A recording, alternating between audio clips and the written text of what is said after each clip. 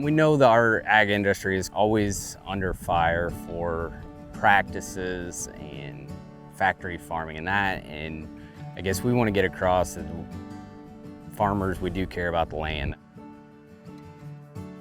My name's Kyle Kissling, here with Diven Springs Farm in Hillsboro, Ohio. It involves myself, my father Rick Kissling, and then my brother Brett Kissling.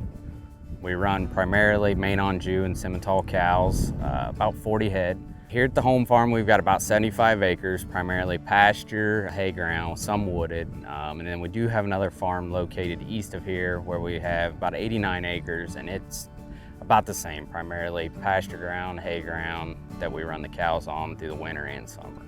We purchased this place in 1999, and that's kind of when we got started farming and raising cattle.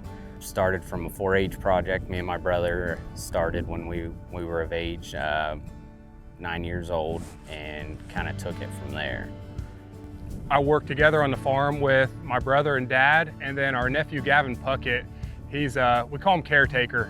He does a lot of the dirty work around the farm because all three of us work full-time jobs outside of the farm.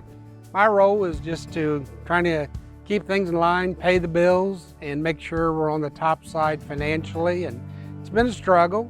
You know, we started out in debt to buy a herd of cattle, and then we've grown from that with the hay and straw operation has helped the profitability to sustain everything that we're trying to do here.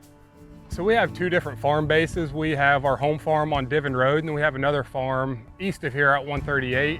And we kind of ran into two different issues as far as what we were trying to combat. At our main farm, we keep the cattle through the winter and the spring.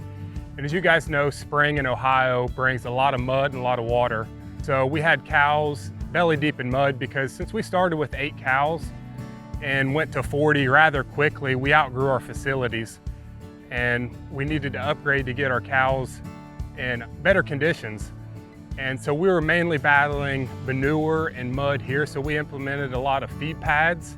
We were able to work with our local soil and water agency and had some EQIP funding to put in feed pads, runways, a lot of gravel just to keep them on dry pads in the winter. And we put in some sacrifice lots where the cows are going to be in a small area. They're going to tear it up, but it's a low area for runoff, so we're not going to get a lot of water making its way to creeks or waterways.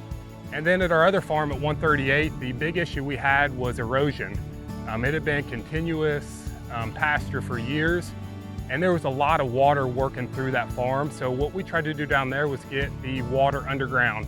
So we put in thousands of feet of tile and shaped waterways, put in crossings in the wet areas where when we're moving equipment, we're not tearing up the waterways. Our main goal was just to get the water underground and get it to the creeks where it's not taking valuable topsoil. Because in southern Ohio, we don't have a lot of topsoil to give away, so we wanted to keep it in place. Conservation practices that we've done here has greatly improved the farm, and over the last, we started this project 4, maybe 5 years ago with our local conservation agency, and it's just tremendous the amount of changes has been able to come along to make our practice more efficient. Sustainability for us is surviving. We all know that the cattle industry and agriculture is under a watchful eye.